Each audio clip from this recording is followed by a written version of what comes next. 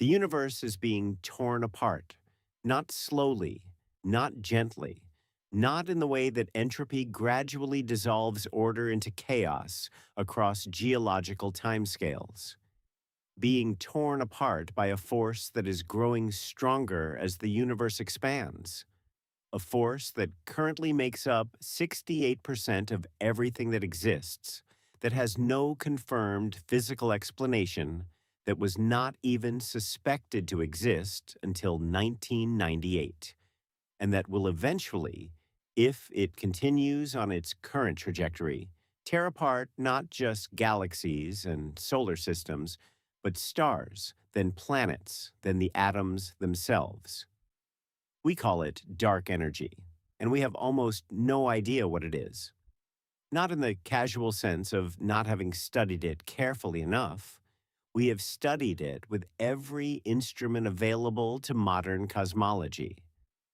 We have measured it from multiple independent directions. We have written thousands of papers attempting to explain it within the frameworks of quantum mechanics and general relativity, the two most successful theories in the history of physics. None of those attempts has produced a complete and satisfying explanation. The best current theory, the simplest, most mathematically elegant description of dark energy that fits the data, predicts its strength to be 10 to the power of 120 times larger than what we actually measure. That is not an approximation. It is a number with 120 zeros, the largest discrepancy between theory and observation in the entire history of science. A prediction so catastrophically wrong that physicists have a name for it. They call it the vacuum catastrophe. And it sits at the center of the deepest unsolved problem in cosmology, a problem that touches the foundations of both quantum mechanics and general relativity, and that neither theory can resolve without fundamental revision. If this is the kind of content you want more of, subscribing to The Cosmic Depth takes 2 seconds. We post new documentaries every few days, and the button is directly below this video. Because the story of dark energy begins not with a discovery that anyone was looking for, but with a discovery that contradicted what everyone expected to find. In the 1990s, the expansion of the universe was already well established. Edwin Hubble had confirmed it in the 1920s by measuring the recession velocities of distant galaxies. The Big Bang theory had been confirmed by the cosmic microwave background. The broad picture of a universe that began in an extraordinarily hot, dense state and has been expanding ever since was as well supported as any idea in cosmology. The open question was not whether the universe was expanding. It was how the expansion was changing over time. And the expectation, based on every cosmological model available, based on the physics of gravity, based on the simple intuition that a universe full of matter should have its expansion gradually slowed by the mutual gravitational attraction of everything in it, was that the expansion was decelerating. Things were thrown outward by the Big Bang. Gravity has been pulling them back ever since. The expansion should be slowing down. Everybody knew this. The interesting question was by how much, whether the universe contained enough matter to eventually reverse the expansion entirely and collapse back into a big crunch, or whether the matter density was too low and the expansion would continue forever, but at a decreasing rate.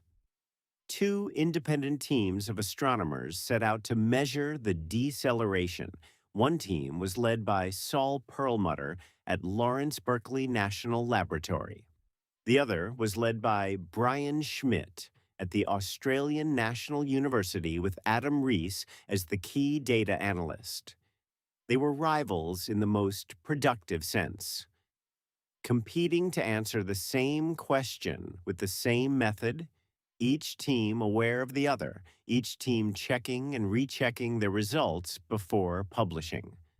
The method was supernovae, specifically a type called Type 1a supernovae, the explosions that occur when a white dwarf star in a binary system accumulates enough mass from its companion to trigger a thermonuclear runaway. Type 1.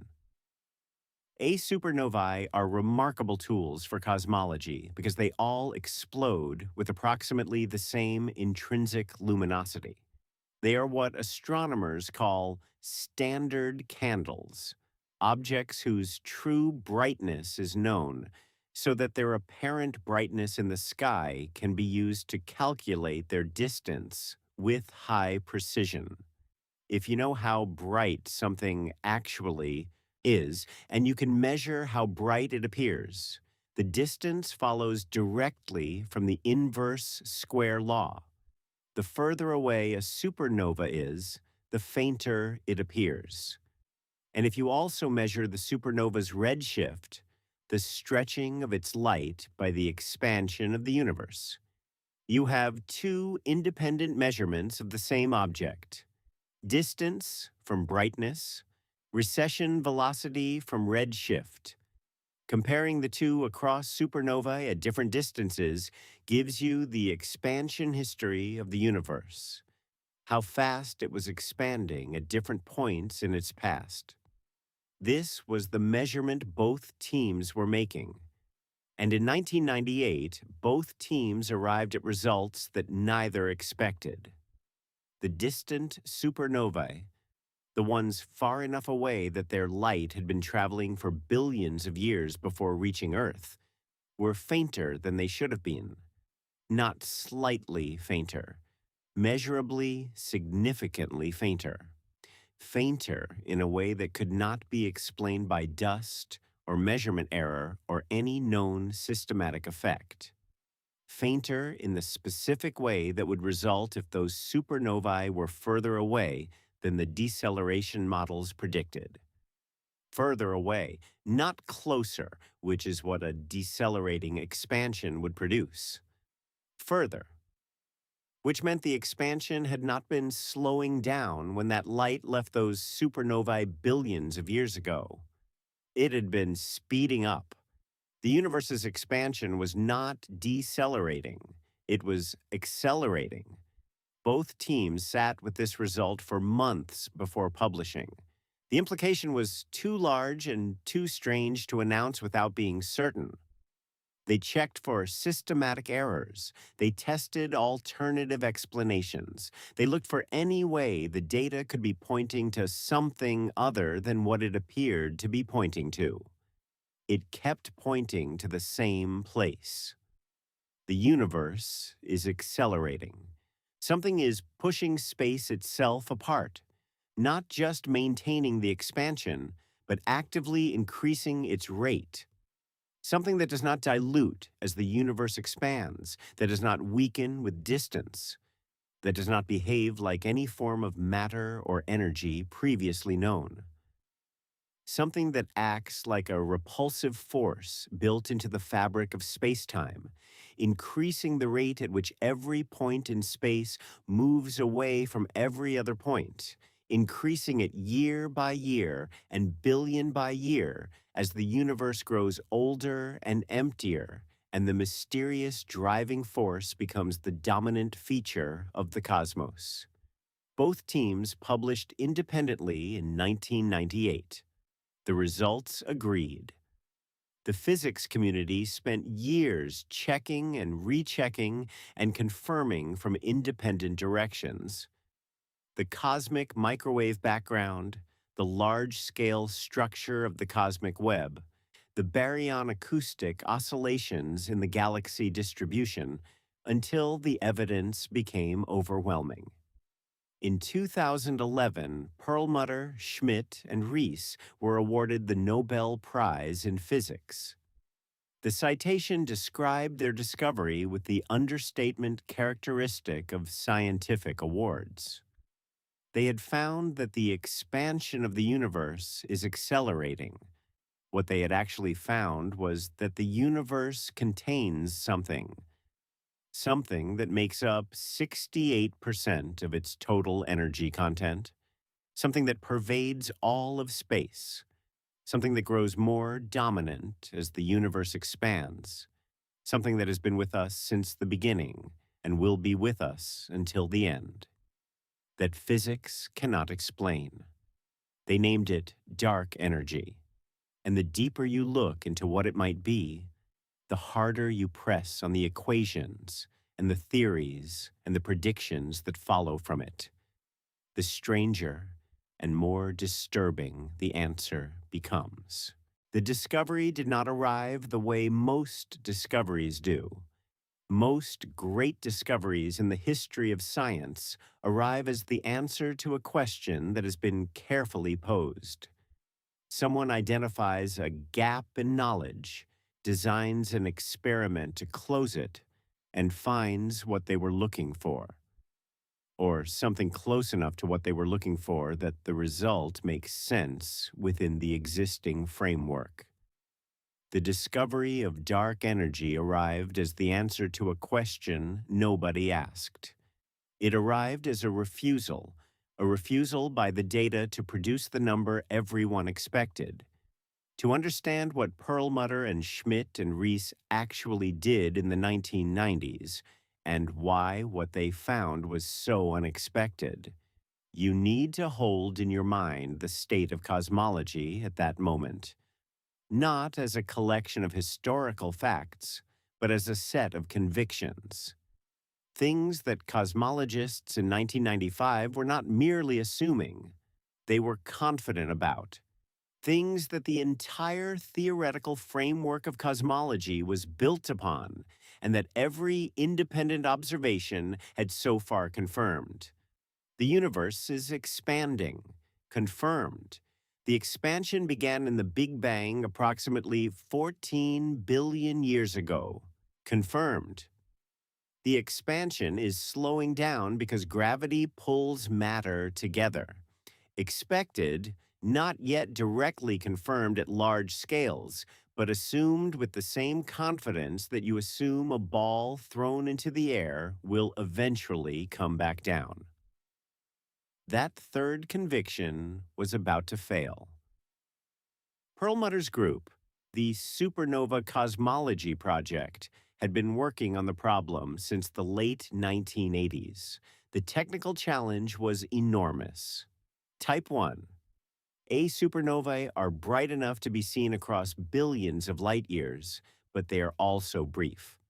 They flare to maximum brightness and fade over weeks.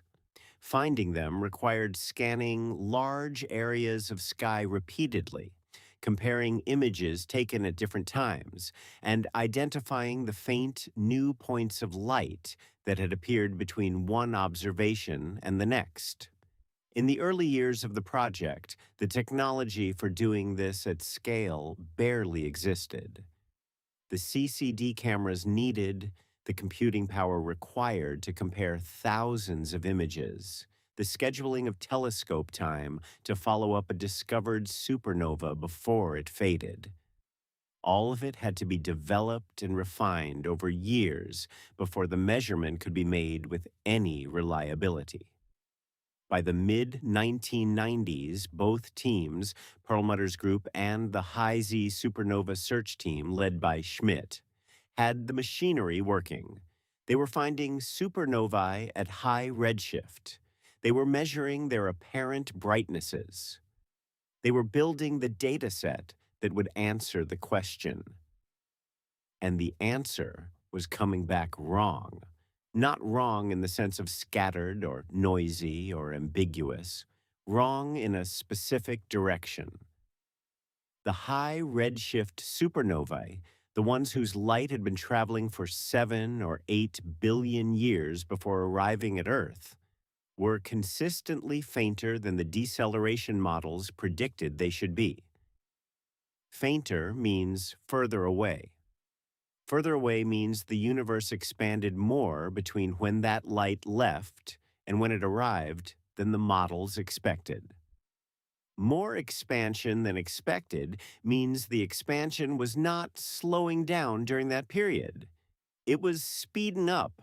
Perlmutter's team found this in their data. Schmidt's team found the same thing in their independent data. Each team knew the other was working on the same measurement.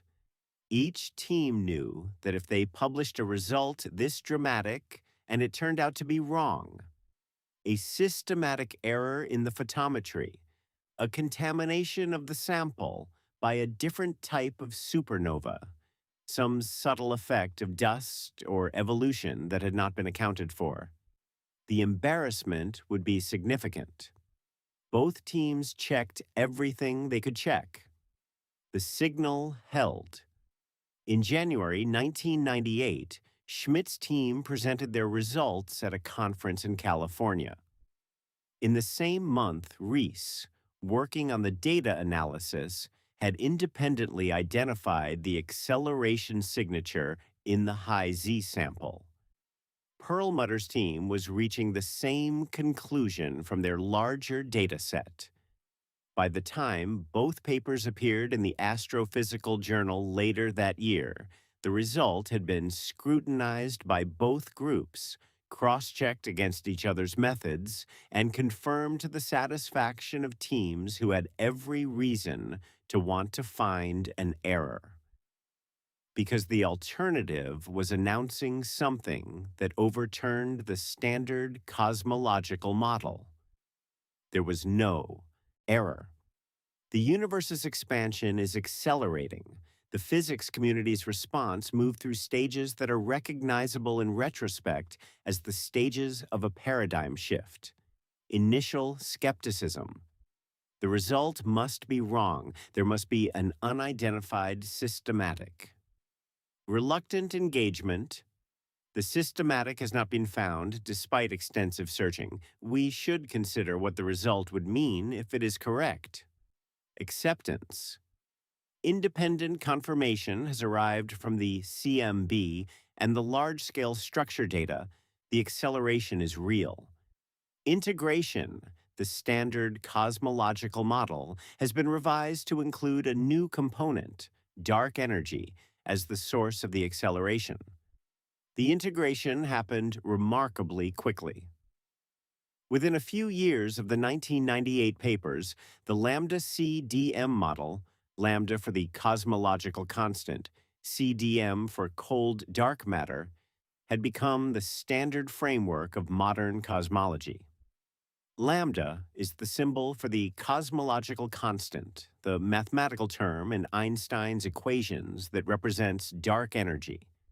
It sits in the equations as a fixed energy density of empty space, a constant background energy that does not dilute as the universe expands, that exerts a negative pressure on the fabric of spacetime, and that at large enough scales overcomes the attractive force of gravity and drives the accelerating expansion. The cosmological constant has a history that is almost embarrassingly relevant to the discovery of dark energy. Einstein introduced it in 1917, not to explain an accelerating expansion, which had not been observed and would not be for another 80 years, but to prevent one. The original equations of general relativity predicted a universe that could not be static. They described a space-time that was either expanding or contracting, a dynamic universe that would not sit still. Einstein, in 1917, believed the universe was static. The idea of an expanding or contracting cosmos seemed physically absurd and observationally unsupported. So he added a term, a constant, lambda, that he adjusted to precisely balance gravity and produce a static solution. The universe neither expanded nor contracted. It simply was. This was not a comfortable solution even at the time. The static solution turned out to be unstable. A small perturbation would send it expanding or contracting. which Einstein acknowledged but appears to have decided to accept as a second-order problem. Then Hubble measured the recession velocities of distant galaxies. The universe was expanding. The static model was wrong. The cosmological constant, the term Einstein had introduced to prevent the expansion, was unnecessary. Einstein reportedly described the introduction of lambda as his greatest blunder. The constant was removed from the standard equations. Cosmologists spent the next 60 years working without it. And then 1998 arrived, and the cosmological constant, the term Einstein introduced for the wrong reasons, then discarded, then had entirely forgotten by the cosmological community for decades, turned out to be exactly the mathematical form needed to describe the accelerating expansion that Perlmutter and Schmidt and Rees had found. Einstein had introduced the right term for the wrong reason, removed it for the right reason. It was not needed for a static universe. And then the universe turned out to need it after all. Not to prevent expansion, but to drive acceleration. The greatest blunder turned out to be, in a specific technical sense, a correct prediction. This is one of the more remarkable episodes in the history of theoretical physics. An equation term introduced as a fudge factor, discarded as unnecessary, and then rehabilitated 80 years later as the description of the dominant energy component of the cosmos. Lambda is back in the equations. The universe needs it. And the value of lambda that fits the observations, the specific energy density of empty space required to produce the observed acceleration, is a number that quantum mechanics predicts with extraordinary confidence should be impossibly wrong, which is where the real problem begins. Empty space is not empty. This is the sentence that makes the dark energy problem not just mysterious, but structurally broken. Not a gap in our knowledge that more research might fill. Structurally broken, in the sense that two of the most successful theories in the history of science make predictions about the same quantity that disagree with each other by a factor so large it defies any ordinary description of disagreement. Start with what empty space is. In classical physics, in Newton's mechanics, in the physics of everyday intuition, empty space is exactly what it sounds like. The absence of things. A container with nothing in it. A background against which events occur but which has no properties of its own, no energy content, no physical character beyond the 3 dimensions of extent that allow things to be placed within it. Quantum mechanics destroyed this picture, not gradually, not as a refinement or a correction, as a fundamental revision of what the vacuum, what genuinely empty space, actually is at the deepest level of physical description. In quantum field theory, the framework that combines quantum mechanics with special relativity and underlies our understanding of every fundamental particle and force. The vacuum is not empty. It is a quantum field. Every type of particle that exists corresponds to a quantum field that permeates all of space. The electron field, the quark fields, the photon field, the Higgs field, all of them present everywhere, all of the time, even in the absence of any actual particles. And quantum fields are not quiet when they contain no particles. The Heisenberg uncertainty principle, one of the foundational principles of quantum mechanics, states that the energy of a quantum system cannot be precisely zero. A quantum field in its lowest energy state, its vacuum state, the state it occupies in the absence of particles, still has energy. This is called the zero-point energy of the field. It is not a measurement error or a theoretical artifact. It is a direct consequence of the mathematics of quantum mechanics, and it has measurable physical effects. The most famous of these effects is the Casimir effect. Place two uncharged metal plates very close together in a vacuum, closer than a micron. At that distance, much smaller than the thickness of a human hair, the plates experience a tiny but measurable attractive force, not from electric charge, not from gravity, from the quantum vacuum itself. The metal plates restrict the wavelengths of vacuum fluctuations that can exist between them. Only fluctuations with wavelengths that fit between the plates can exist there, while the space outside the plates has no such restriction. The result is a slight excess of vacuum energy outside the plates compared to between them, which manifests as a net inward force. The Casimir effect has been measured precisely in multiple experiments. The predictions of quantum field theory match the measurements. The quantum vacuum has energy. This is not speculation. It is an experimentally confirmed fact about the physical world, now connected to dark energy. The cosmological constant, the lambda in Einstein's equations that describes dark energy, is mathematically equivalent to assigning an energy density to empty space, a fixed background energy that permeates all of spacetime and drives the accelerating expansion of the universe. When cosmologists measure the cosmological constant from the supernova data and the CMB and the large-scale structure surveys, they get a specific value for this energy density. It is extraordinarily small. In natural units, the units that physicists use when working with quantum gravity, the measured value of the cosmological constant is approximately 10 to the power of minus 122.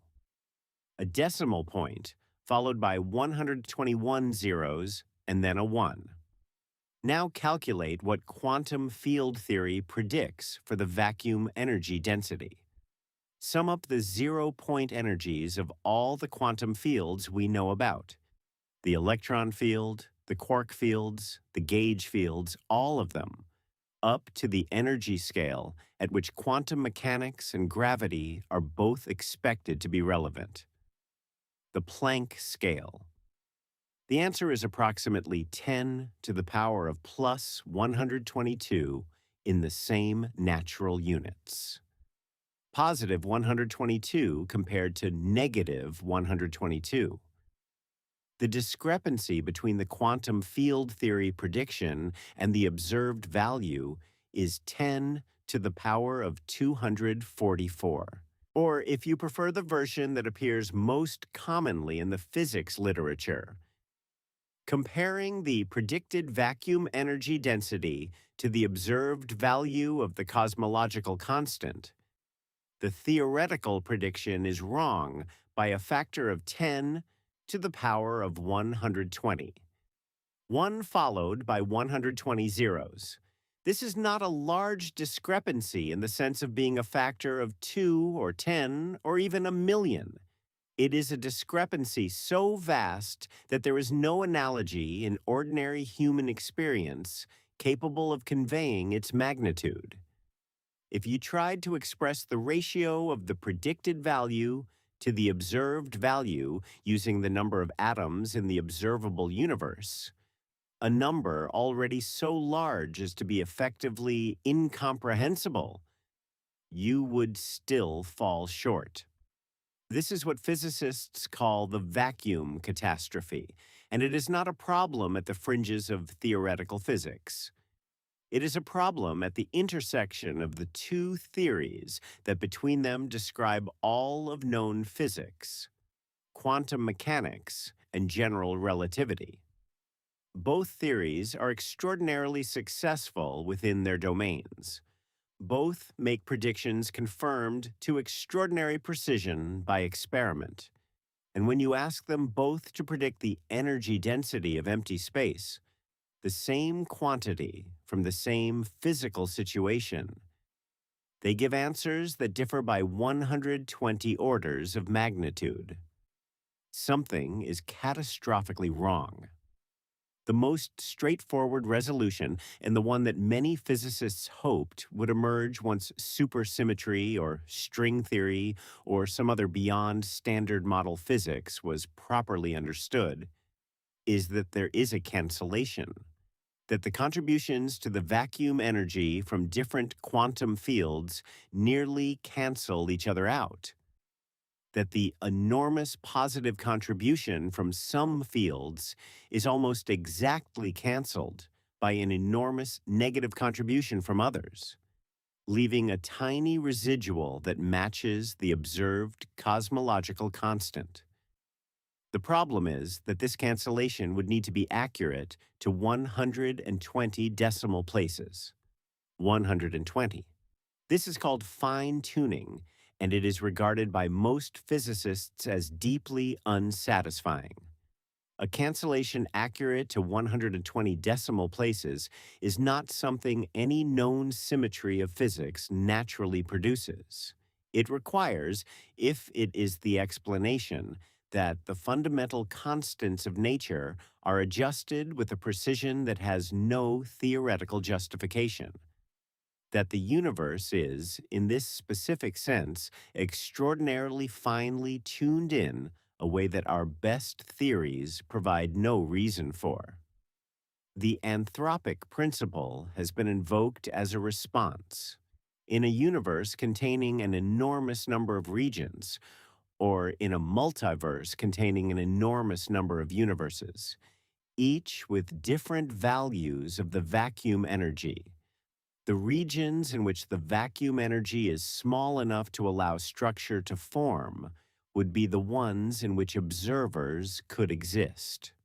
We find ourselves in a region with a tiny cosmological constant, because regions with large cosmological constants, positive or negative, never develop galaxies or stars or planets or the chemistry required for minds to ask about the cosmological constant.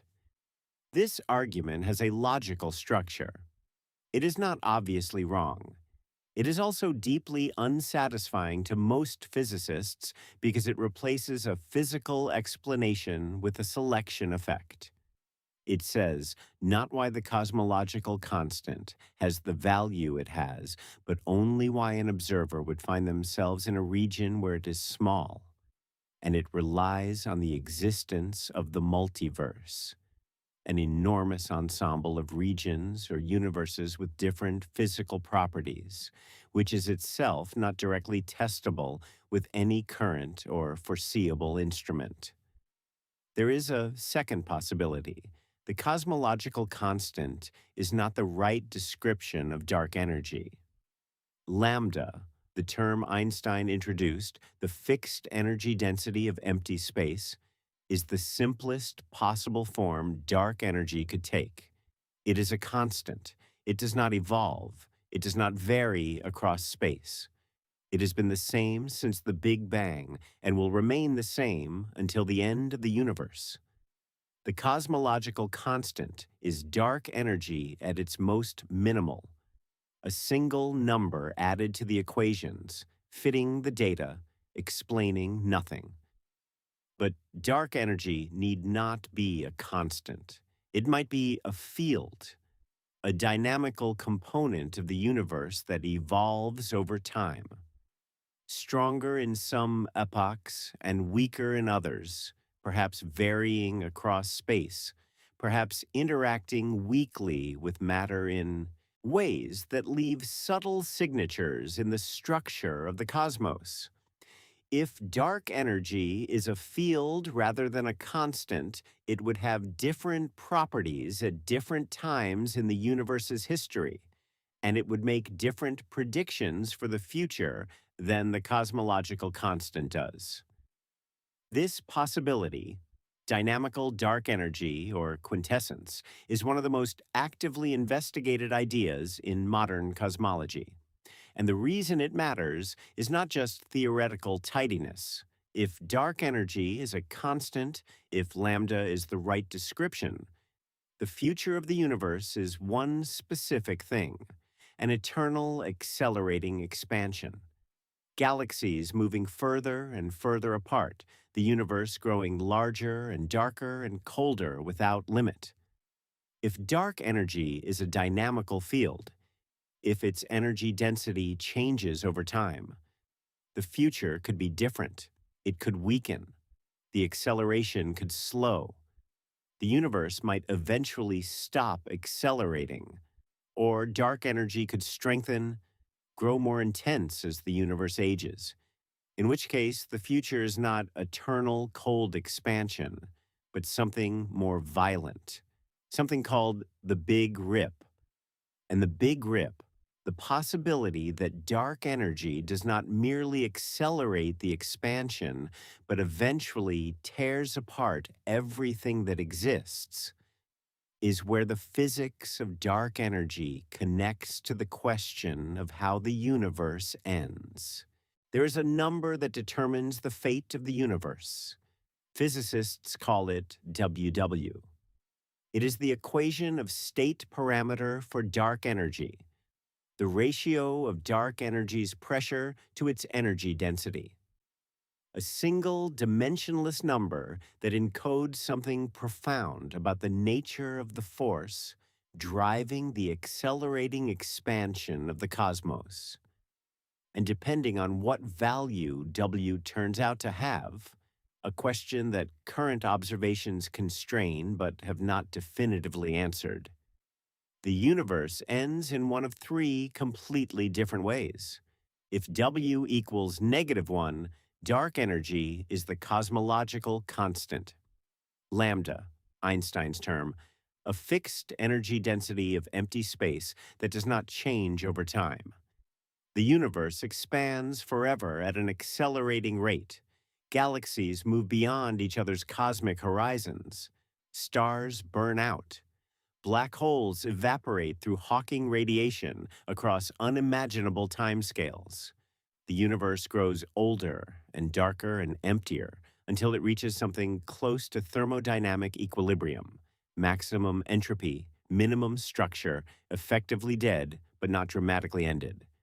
This is the Big Freeze: cold, dark, infinitely slow, and in cosmological terms, almost gentle. If W is greater than -1 but less than 0, if dark energy has a value between these two thresholds, dark energy is quintessence, a dynamical field that evolves over time. Depending on how it evolves, the expansion might continue accelerating or might eventually slow. The universe's fate is less certain, but the most likely outcome remains some version of the Big Freeze, an eternal cold expansion without a dramatic endpoint. If W is less than -1, if dark energy is what cosmologists call phantom energy, something qualitatively different happens. The expansion does not merely continue, it accelerates without limit. The energy density of dark energy does not stay constant as the universe expands. It grows. More space means more dark energy, means faster expansion, means more space, means more dark energy. A runaway feedback loop that builds over billions of years until the expansion rate becomes infinite in a finite amount of time. And as the expansion rate approaches infinity, the force it exerts on the fabric of space-time overcomes every other force in the universe. First, it overcomes gravity at the largest scales. Galaxy clusters, the most massive gravitationally bound structures in the universe, are torn apart. Their constituent galaxies, held together by billions of years of gravitational accumulation, are flung outward from each other as the expansion within the cluster itself overwhelms the gravity holding it together. Then it overcomes gravity at smaller scales. Individual galaxies are torn apart. The stars that have orbited their galactic centers for billions of years are scattered as the accelerating expansion reaches into the galactic disk and overwhelms the gravitational binding of the stellar system.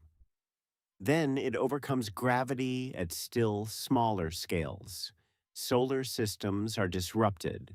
Planets are torn from their orbits. The gravitational binding of a star to its planetary system, weaker than the binding of a galaxy, weaker than the binding of a cluster, is overwhelmed as the expansion reaches deeper into local gravitational structures.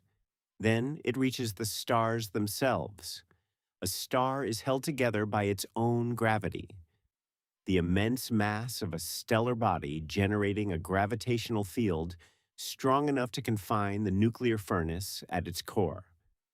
But phantom energy's expansion, growing without limit, eventually overcomes even stellar gravity. Stars are disrupted, not exploded, disrupted.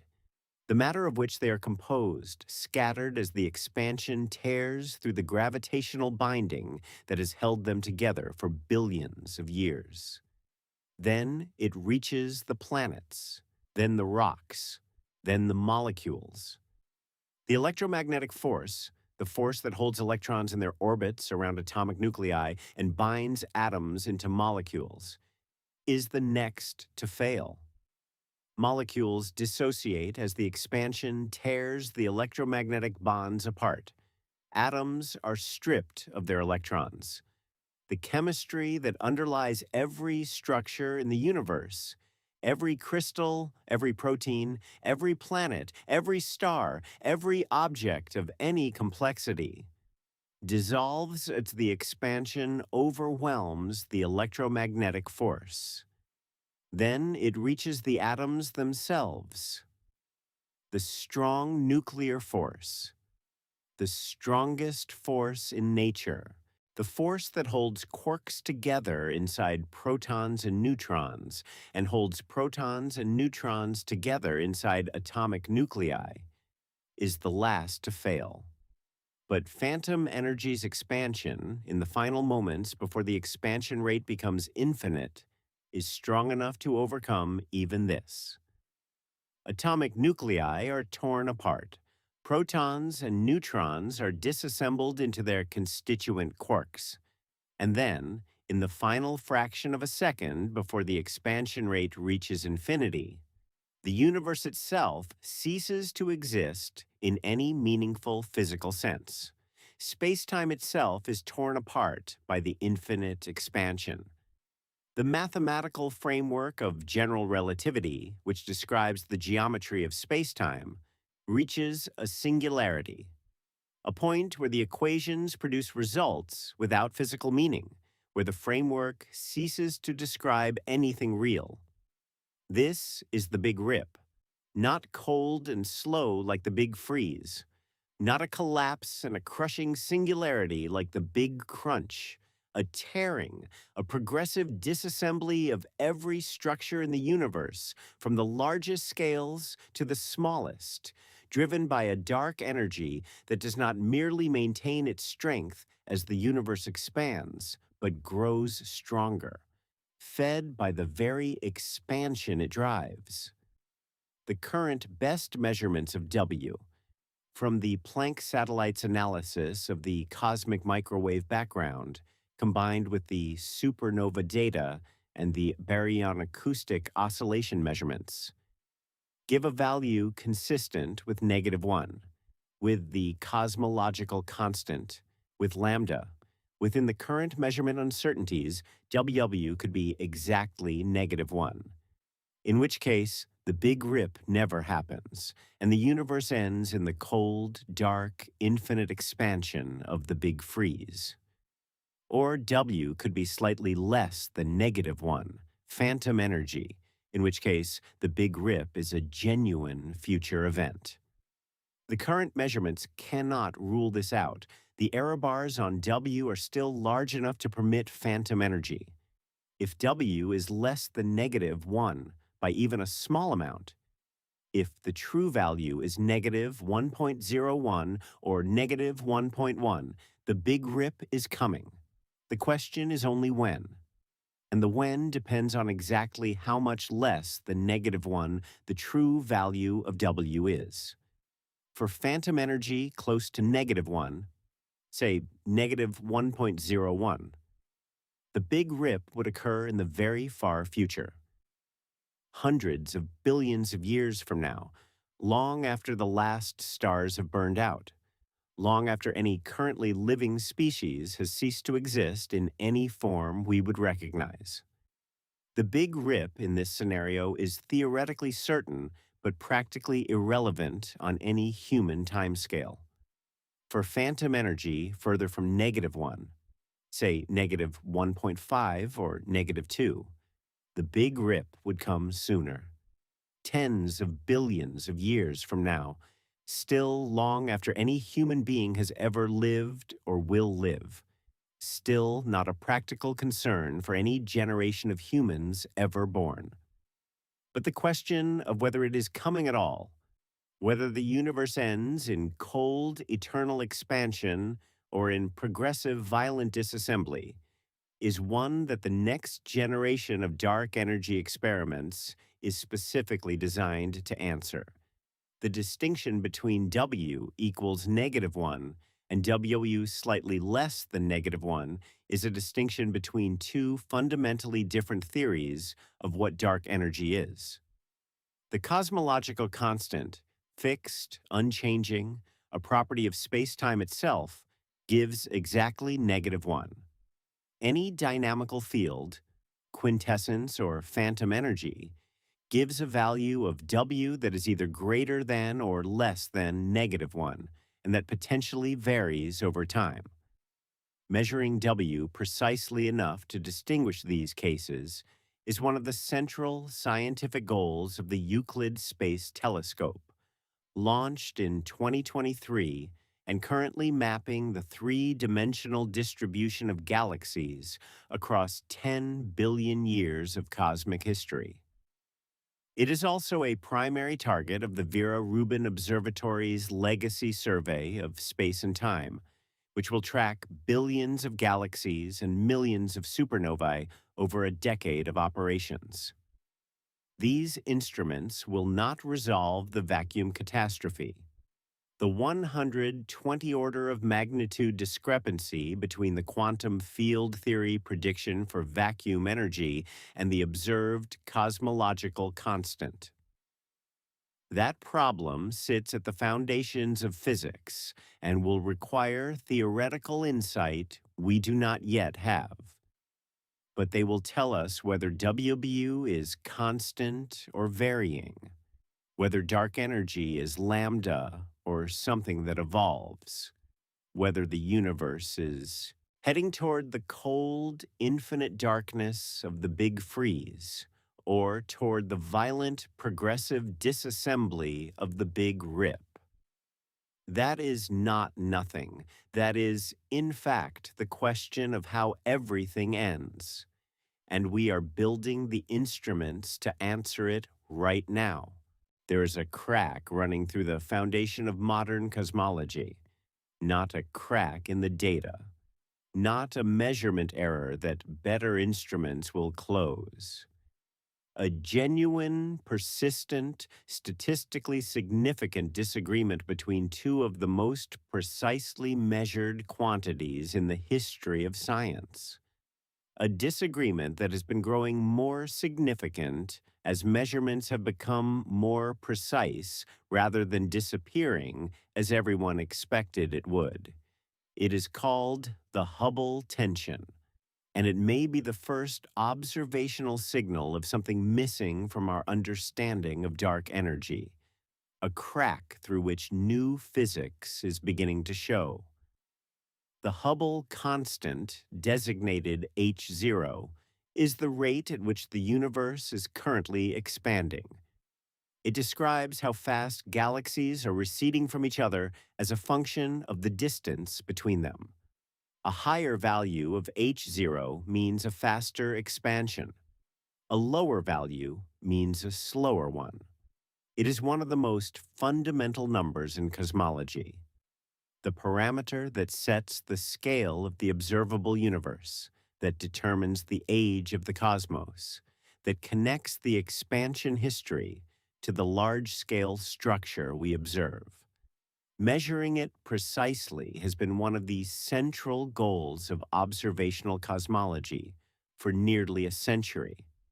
And for most of that century, the two main methods of measuring it gave results that were consistent with each other within their measurement uncertainties.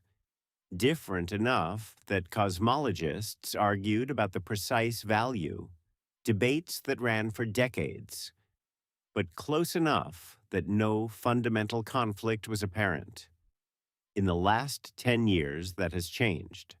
The two methods of measuring H0 have converged on inconsistent answers, not marginally inconsistent, not within the error bars of either measurement, inconsistent at a level of statistical significance, currently between 4 and 6 sigma, depending on the specific data sets compared, that in most areas of physics would be considered strong evidence for a genuine discrepancy rather than a statistical fluctuation. The first method measures H0 from the early universe. The cosmic microwave background, the oldest light in the universe, emitted 380,000 years after the Big Bang, contains within its pattern of temperature fluctuations a complete record of the universe's physical composition at that early time. By fitting a cosmological model to the CMB data, plugging in values of the Hubble constant, the dark matter density, the baryon density, the spectral index of primordial fluctuations, and several other parameters, you can calculate what the CMB should look like for any given combination of these parameters and find the combination that best matches what the Planck satellite actually observed. The Planck team did this analysis with extraordinary care, using the most precise CMB data ever collected. Their best fit value of H0 is approximately 67.4 kilometers per second per megaparsec. What this means physically is that for every megaparsec of distance between two objects, approximately 3.26 million light years, those objects are receding from each other at 67.4 kilometers per second due to the expansion of the universe. Double the distance, and the recession velocity doubles. This is Hubble's law, and the constant that describes it is H0. 67.4. That is the early universe method's answer. The second method measures H0 from the nearby universe. The distance ladder is the series of overlapping measurement techniques that cosmologists use to measure distances to increasingly remote objects. From parallax measurements to nearby stars, to the pulsation periods of Cepheid variable stars in nearby galaxies, to Type 1a supernovae in more distant galaxies. Each rung of the ladder is calibrated against the one below it, building up a chain of distance measurements that eventually reaches galaxies far enough away that their recession velocity is dominated by the Hubble expansion rather than by local gravitational motions. The most careful and comprehensive application of this technique has been carried out by a team called the H0 Shoes Collaboration, led by Nobel laureate Adam Rees, one of the same researchers who discovered the accelerating expansion in 1998. Using the Hubble Space Telescope to measure Cepheid variables in dozens of nearby galaxies and calibrating them against Type 1a supernovae in more distant ones, the H0 Shoes team has built the most precise local distance ladder ever constructed. Their best fit value of H0 is approximately 73.0 kilometers per second per megaparsec. 73.0 compared to 67.4, a difference of approximately 8% in a quantity measured by both methods to better than 2% precision. The significance of this is not merely that the numbers disagree.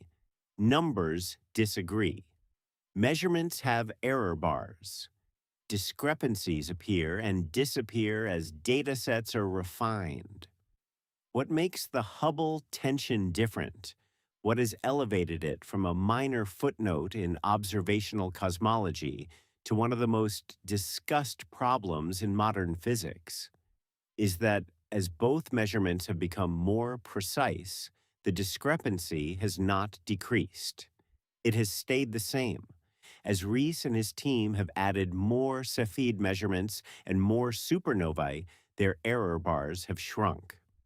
As the Planck team has refined the CMB analysis, their error bars have also shrunk, and the central values of the two measurements have not moved toward each other.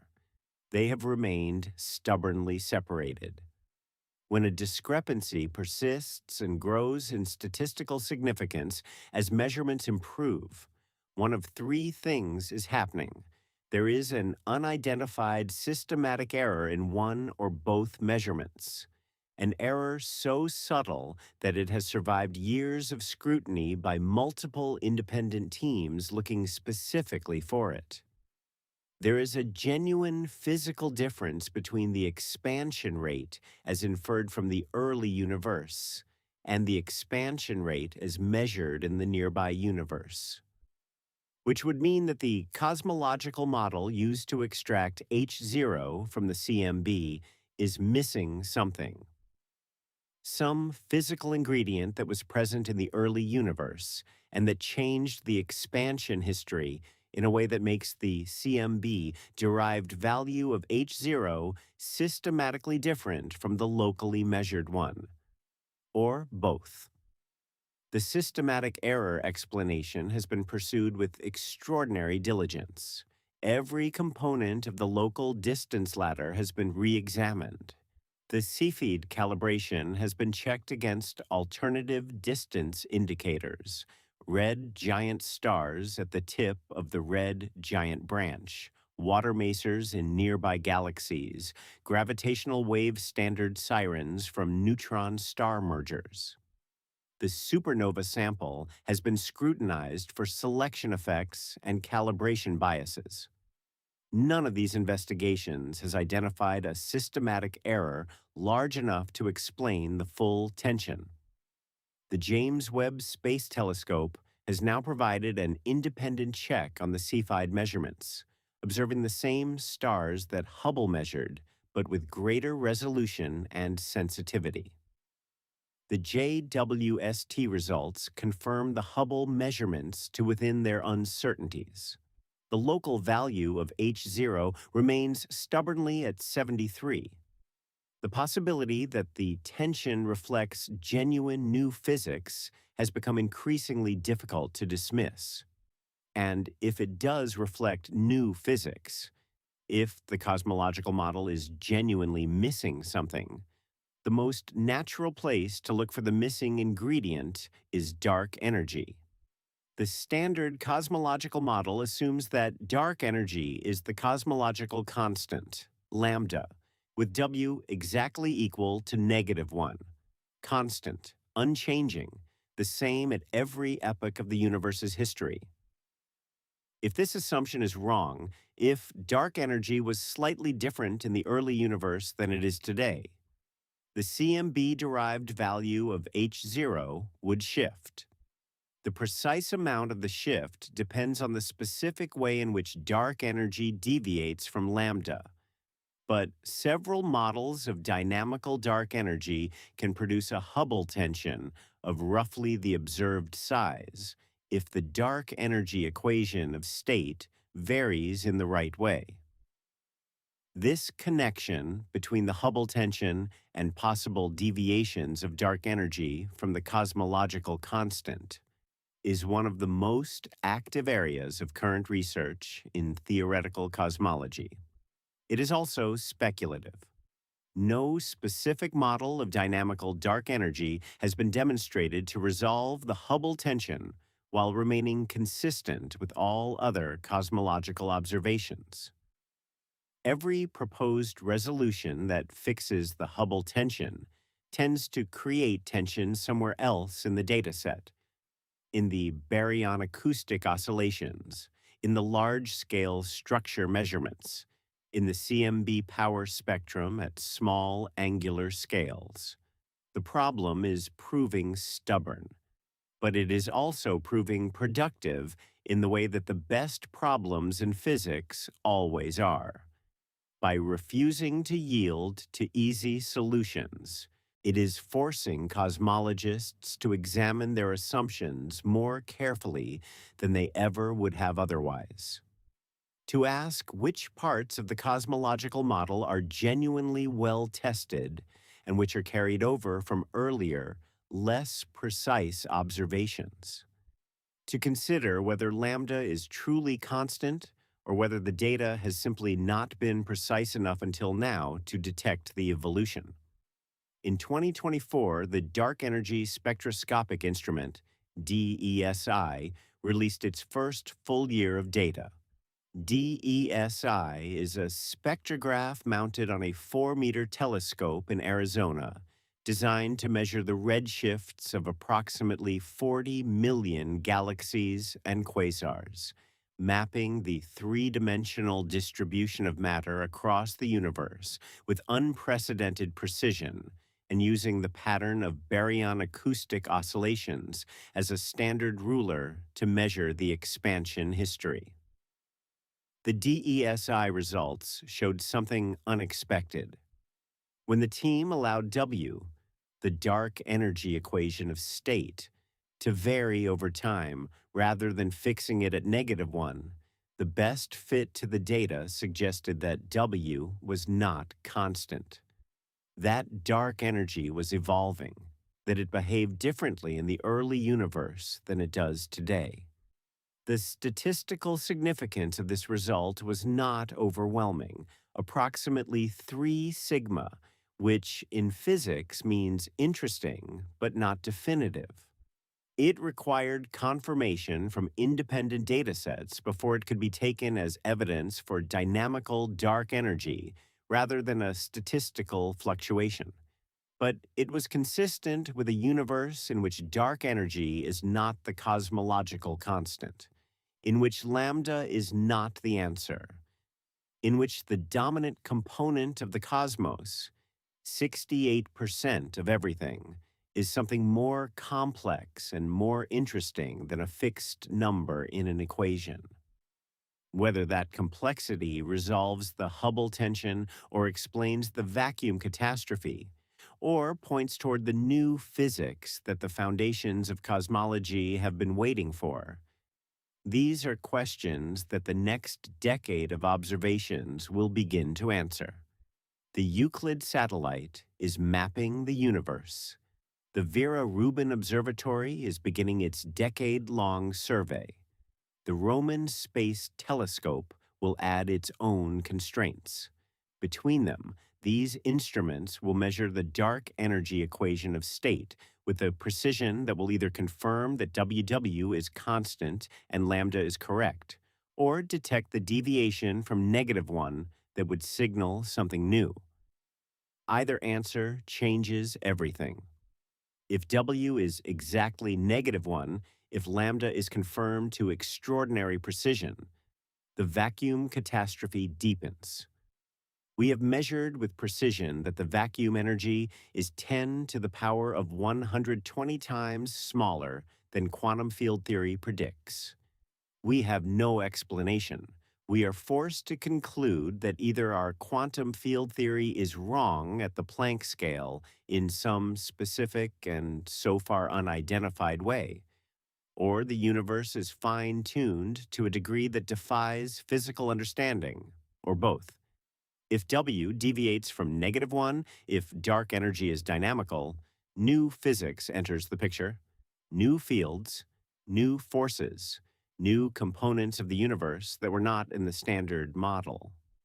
Physics beyond lambda that might eventually provide a path toward understanding why the vacuum energy has the value it has, rather than the catastrophically larger value that quantum field theory naively predicts. The crack in the foundation might be the way in. We are living in the era of dark energy science, not the era of dark energy discovery. That was 1998, the supernova, the unexpected faintness, the two teams arriving at the same impossible result. Not the era of dark energy confirmation. That was the early 2000s, the CMB data from WMAP, and then Planck pinning down the cosmological constant with increasing precision, the baryon acoustic oscillations providing independent verification, the convergence of multiple independent methods on the same picture. This is the era of dark energy investigation, the era in which the instruments are precise enough, the data sets large enough, and the theoretical frameworks developed enough that the question is no longer whether dark energy exists, but what it actually is, whether it is constant or evolving, whether it is a property of space-time or a field, whether it points toward new physics or toward a fine-tuning so extreme that physics itself cannot explain it. And the instruments being brought to bear on this question represent the most ambitious observational program in the history of cosmology. Begin with what is already in the sky. The Euclid Space Telescope, launched in July 2023 by the European Space Agency, is currently the most powerful cosmological survey instrument ever placed in orbit. It is designed specifically to investigate dark energy. Its scientific program has two primary components: weak gravitational lensing, the subtle distortion of the shapes of distant galaxies by the intervening mass distribution, which maps the total matter content of the universe, including dark matter, and provides constraints on how structure has grown over time. And galaxy clustering, the three-dimensional distribution of hundreds of millions of galaxies across a volume of space stretching from the nearby universe to redshifts corresponding to 8 billion years ago, which uses the baryon acoustic oscillation scale as a standard ruler to trace the expansion history of the universe. From the combination of these two measurements, Euclid will constrain the dark energy equation of state, the W parameter, to better than 1% precision.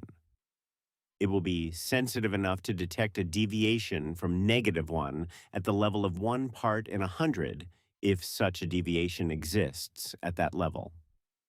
For context, the current best constraints on W from the Planck CMB analysis, combined with supernova data, constrain it to approximately 5% precision. Euclid will improve this by a factor of 5. If dark energy is dynamical, if W is evolving over time in the way that the DESI results tentatively suggested, Euclid will see it. The signature of a varying equation of state leaves specific imprints on the weak lensing signal and the galaxy clustering power spectrum that are distinguishable from the constant lambda prediction at the precision Euclid will achieve.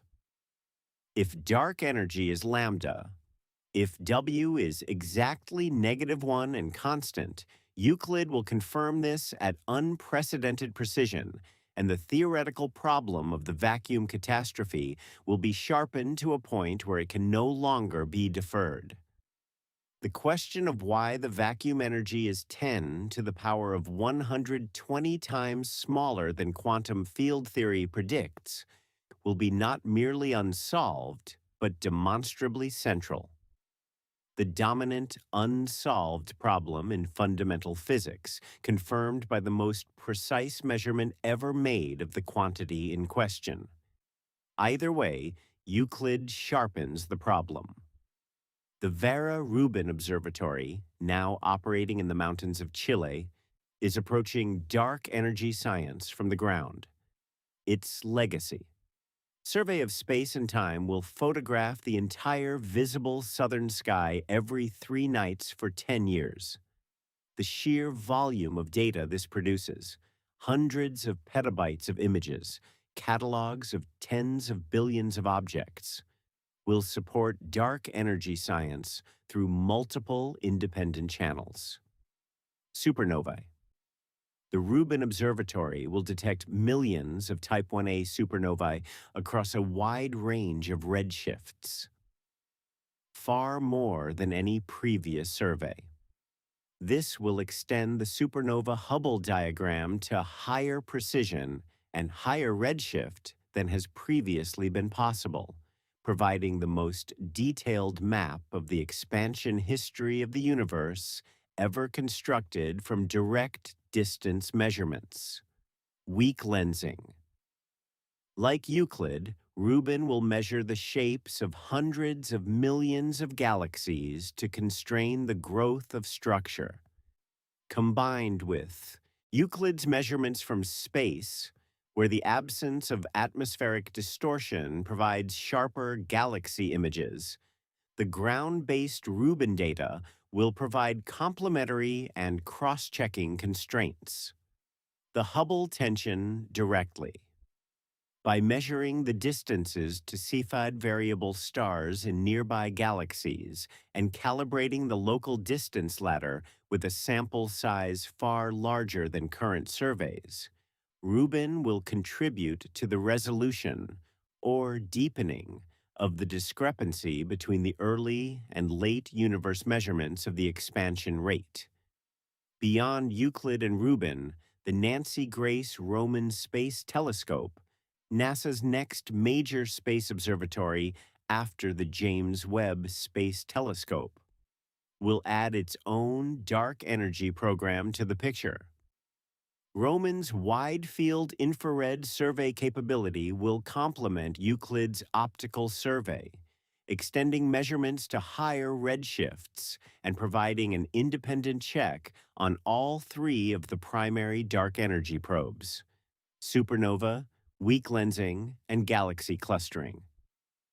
These three instruments, Euclid, Rubin, and Roman, represent a coordinated global program of dark energy investigation that will take the next decade to complete.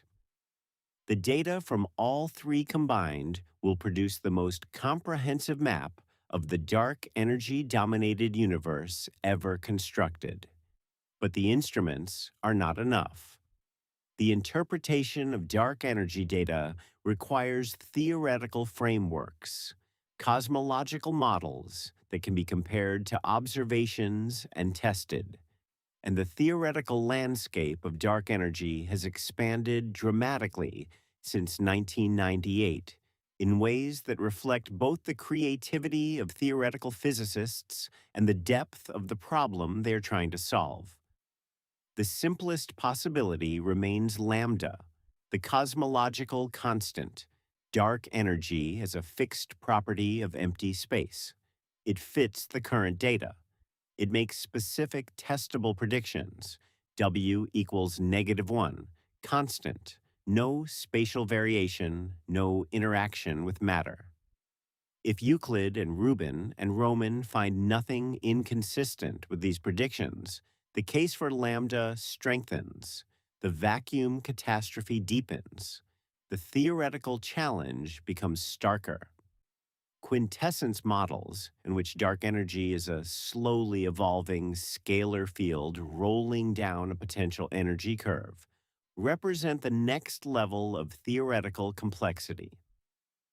These models generically predict W slightly greater than -1 and evolving over time.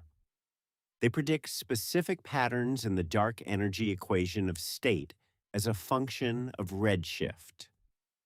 Different quintessence potentials predict different W of Z curves, different shapes of the dark energy evolution, and distinguishing between them requires the kind of precision that only the next generation of surveys can provide.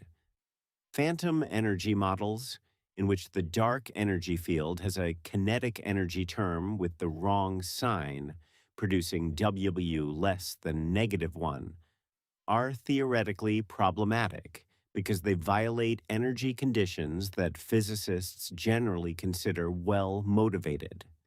But the DESI results, if confirmed, suggest that W may have crossed below -1 at some point in the universe's history, a behavior called phantom crossing that is difficult to achieve with a single simple dark energy field and that might require more exotic theoretical constructions.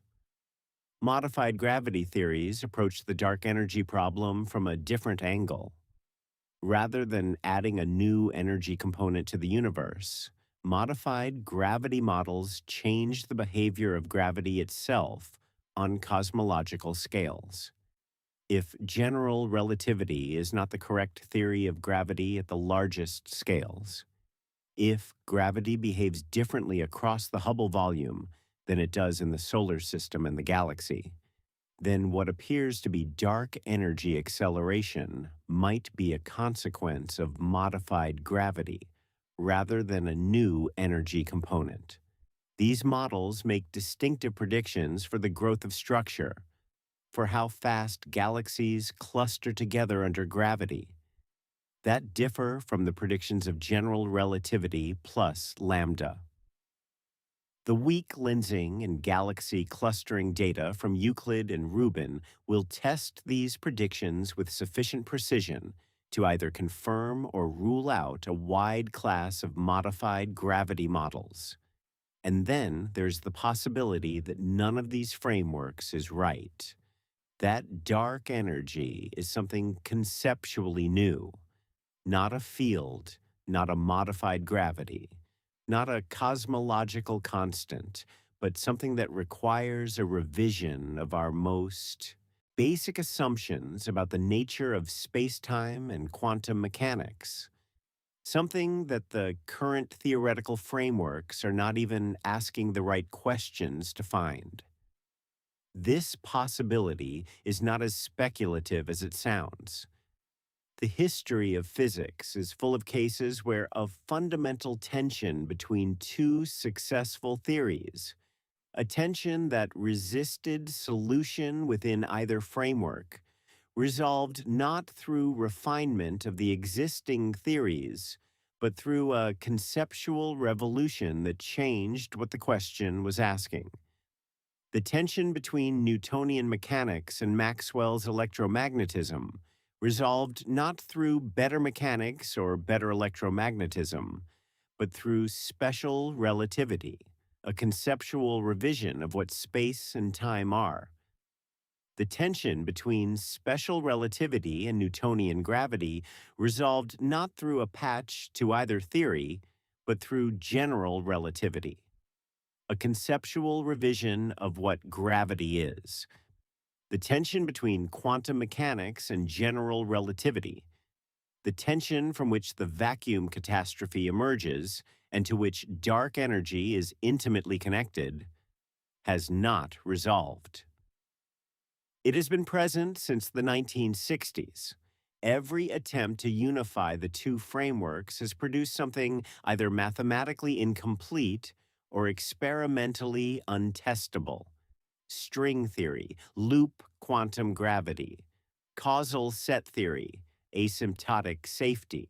Each of these approaches makes progress on specific technical problems, and each leaves other problems unsolved. None has produced the definitive unification that would allow a genuine calculation of the vacuum energy from first principles and an explanation of why it has the value it has, rather than the catastrophically larger value that naive quantum field theory predicts. The dark energy problem, The vacuum catastrophe at its center and the Hubble tension at its edge may be pointing at exactly this missing unification.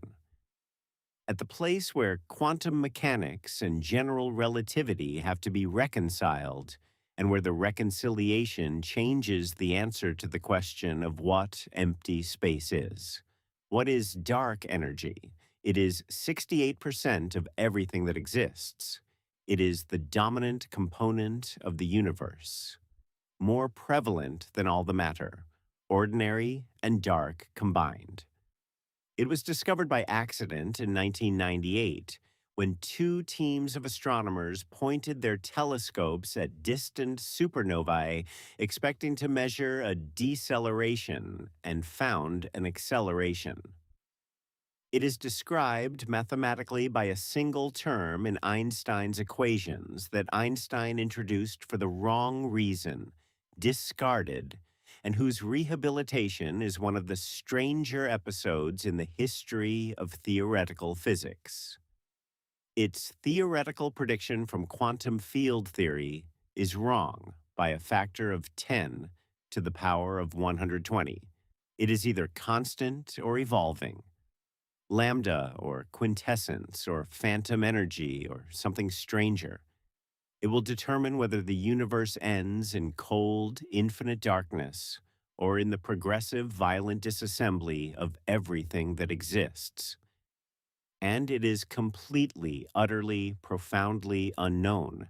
Not unknown in the sense of not yet measured, unknown in the sense of not understood. Not known at a level deeper than a mathematical description and a label and an acknowledgement that something is out there driving the expansion faster and faster, and we cannot tell you what it is or where it comes from or why it has the strength it has or what will happen when the instruments we are building right now measure it precisely enough that we can no longer defer the question. We live inside a mystery that makes up most of the universe. We have been living inside it since the beginning. We simply did not know it was there until 1998, and everything we have learned since has made it more mysterious rather than less, more precisely measured, more clearly defined, and more fundamentally inexplicable than it was on the morning that two groups of astronomers looked at their data and found the universe doing something that nobody had predicted and nobody had asked for and nobody could explain. That is where we are. And the instruments are watching. There is an end coming, not soon, not in any time frame that connects to any human experience of scale or duration, but coming, written into the physics of dark energy with the same mathematical certainty that writes the orbit of a planet or the decay of a radioactive atom. The universe has a future, and dark energy is determining what that future looks like with a thoroughness that leaves no part of the cosmos untouched. To understand what the end actually means, to feel the full weight of what dark energy is doing to the universe on the largest time scales, you have to start not with the distant future, but with right now. Right now, the observable universe is approximately 93 billion light years across. The cosmic horizon, the boundary beyond which light has not had time to reach us since the Big Bang, sits at that distance in every direction. Everything within it is in principle observable. Everything beyond it is already invisible to us, not because it does not exist, but because the light from those regions has not had time to cross the expanding space between us and them. And because the expansion of the universe is accelerating, because dark energy is pushing space apart faster and faster, the cosmic horizon is shrinking relative to the total size of the universe. Galaxies that are currently just inside our observable horizon, are being carried away from us faster than light can cross the expanding space between us and them. Their future light will never reach us. They are in the process of becoming permanently invisible. This is already happening, not in the distant future, now. Galaxies are crossing our cosmic horizon today, becoming permanently unreachable, permanently invisible, permanently beyond any possible communication or influence in either direction. The observable universe is not growing. In an accelerating universe, the observable region, the region with which any causal connection is possible, is shrinking as a fraction of the total. On timescales of tens of billions of years, this process will have dramatic consequences for what any observer in the universe can see. Assume the cosmological constant is correct, that WW equals -1, that dark energy is lambda, that the universe ends not in the big rip, but in the big freeze. Follow the universe forward through time. In approximately 5 billion years, our sun exhausts its hydrogen fuel and expands into a red giant, engulfing the inner planets. The Earth ends, but the universe continues. Vast and largely unchanged at the cosmic scale, still expanding, still dominated by dark energy, still carrying galaxies away from each other across the accelerating void. In approximately 4 billion years before that, in roughly 1 billion years from now, the Andromeda Galaxy and the Milky Way begin their merger. The two galaxies pass through each other over billions of years of interaction, their stars scattered into new orbits by the gravitational disruption, eventually settling into a single elliptical galaxy that some astronomers have named Milkomeda. This merger is the last major gravitational interaction our galaxy will have with another. Everything else in the universe is already too far away and moving too fast for gravity to reach. On timescales of 100 billion years, the universe has changed profoundly. The expansion has carried every galaxy beyond the local group, our gravitationally bound cluster of a few dozen galaxies, beyond any possibility of detection or interaction.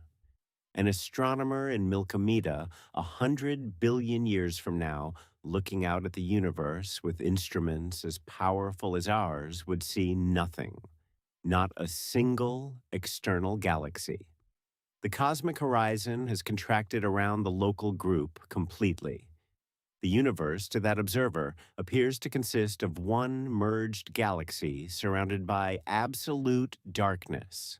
That observer would have no observational evidence that the universe ever contained other galaxies. They would have no way to measure the expansion of the universe because there would be nothing outside their galaxy to measure recession velocities from. They would have no way to detect the cosmic microwave background because it would have redshifted to wavelengths so long that no conceivable instrument could detect them. The evidence from which we built our entire cosmological model, the expanding universe, the Big Bang, the large-scale structure, the existence of billions of other galaxies, would be invisible to them, gone. Not because it never existed, but because the accelerating expansion driven by dark energy would have removed it from any possible observation. We are fortunate. We exist at a specific moment in cosmic history when the universe is old enough to have produced complex structure, but young enough that the dark energy-driven expansion has not yet erased the evidence of that structure from the sky. We can still see the cosmic web. We can still measure the CMB. We can still detect other galaxies by the billions. We can still reconstruct the history of the universe from the observational record it has left behind. In 100 billion years, that window will have closed completely. On timescales of 1 trillion years, 1,000 billion years, the stars begin to go out. The stellar population of the universe is not self-renewing indefinitely. Stars form from gas, and gas is a finite resource. As galaxies age, their gas is converted into stars and the stellar remnants, white dwarfs, neutron stars, black holes that those stars leave behind. The rate of star formation in the universe has been declining since approximately 10 billion years ago and continues to decline. Eventually, on timescales of roughly 100 trillion years, 10,000 times the current age of the universe, the last stars will have formed and burned out. The universe enters what cosmologists call the degenerate era. Galaxies, or the remnants of galaxies, consist primarily of white dwarfs slowly cooling toward absolute zero, neutron stars spinning down and cooling, and black holes slowly evaporating through Hawking radiation. The universe is dark, not completely dark. White dwarfs glow faintly, and occasional collisions between stellar remnants produce brief bursts of light, but dark in the sense that the era of stars, of the kind of light that has illuminated the universe since the first stars formed a few 100 million years after the Big Bang, is over. Dark energy continues its work through all of this, expanding space, accelerating the recession of the remnant galaxy clusters, carrying the degenerate remnants of what were once the most brilliant objects in the universe further and further apart into an increasingly cold and dark and empty cosmos.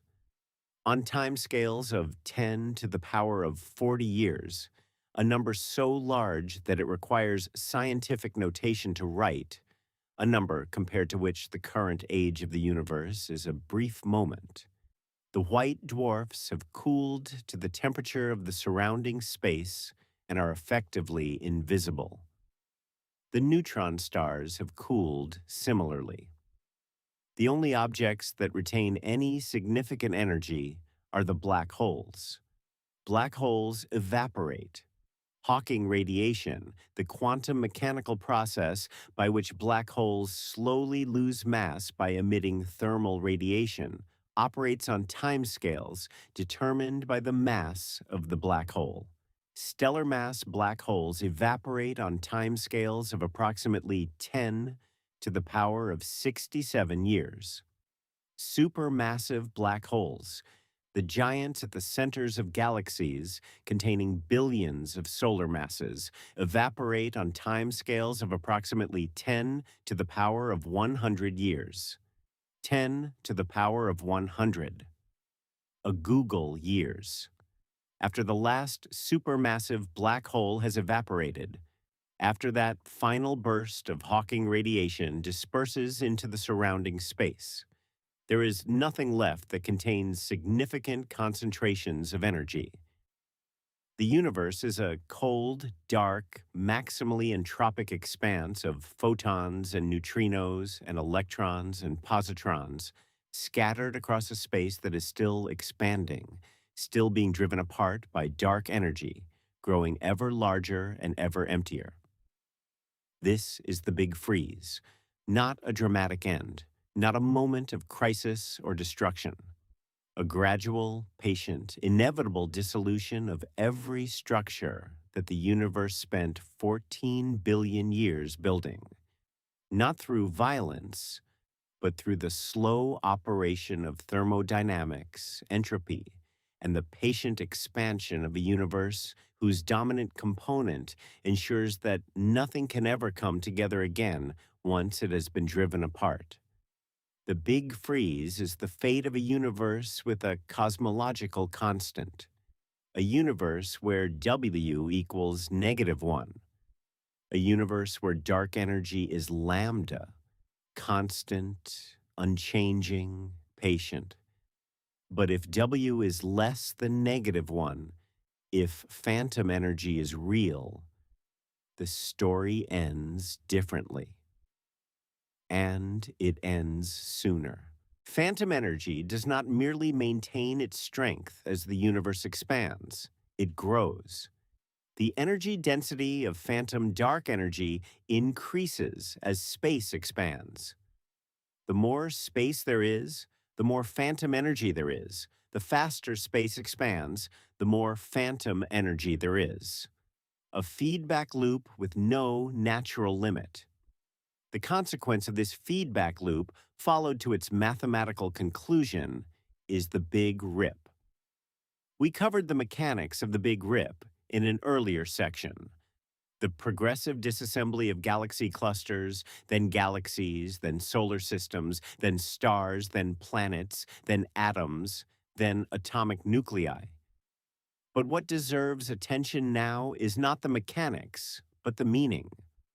The Big Rip is not the end of the universe in the same sense that the Big Freeze is the end of the universe. The Big Freeze is a future so distant that no human timescale can reach it. A condition so far removed from anything we experience that it is effectively abstract.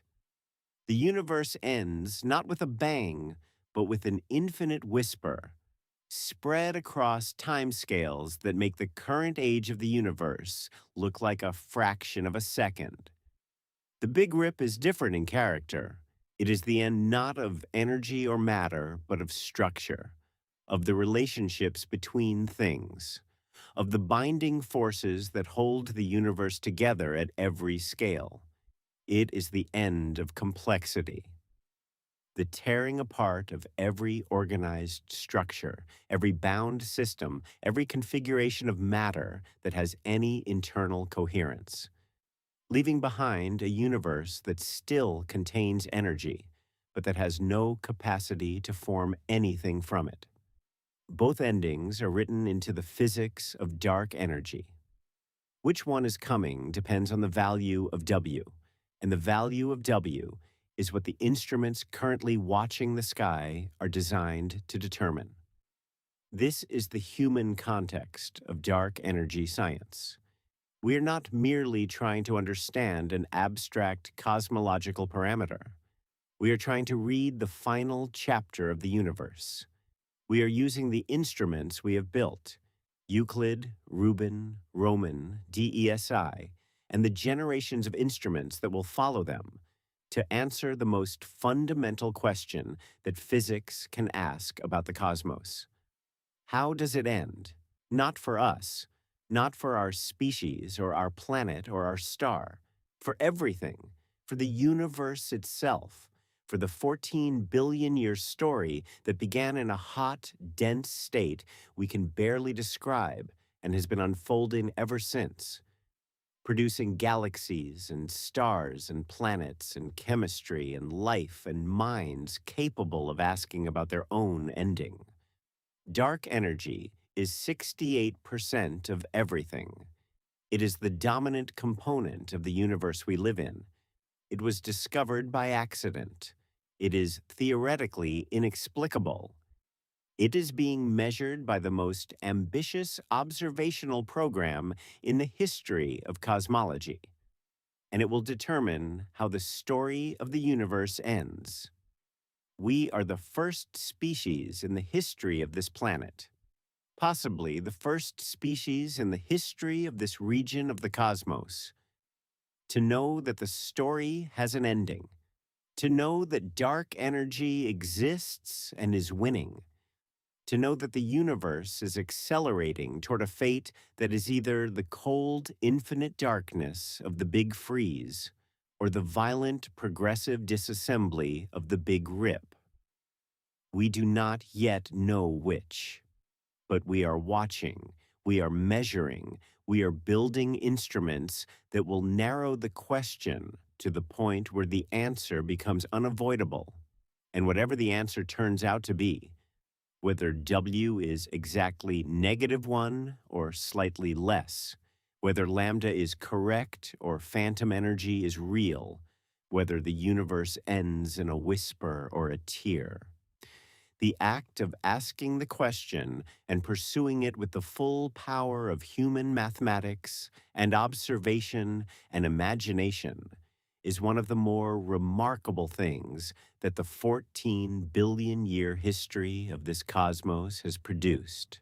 A universe that began in fire and simplicity and darkness, that spent billions of years building stars and galaxies and planets, that on one of those planets produced creatures capable of looking up at the night sky and asking not just what is there, but what will happen to all of it, and finding in the mathematics of dark energy an answer that is still incomplete, still being refined, still pointing toward depths that the current generation of theories cannot fully reach, but an answer that is real, that is written in the light of supernovae and the temperature of the microwave background and the clustering of galaxies across billions of light years of cosmic history. The universe is accelerating, dark energy is winning, and we know it. That knowledge, that strange, hard won, mathematically precise, and philosophically staggering knowledge, belongs to us, to this moment, to this brief window in cosmic history when the evidence is still visible and the instruments are just powerful enough and the minds exist to interpret what the sky is telling us. It will not always be this clear. In 100 billion years, the evidence will be gone. But right now, the sky is still full of it, and we are still looking. If this changed the way you see the darkness between the galaxies, what fills it, what drives it, what it is doing to everything that exists, the cosmic depth has more waiting for you. Subscribe, and I will see you in the next one.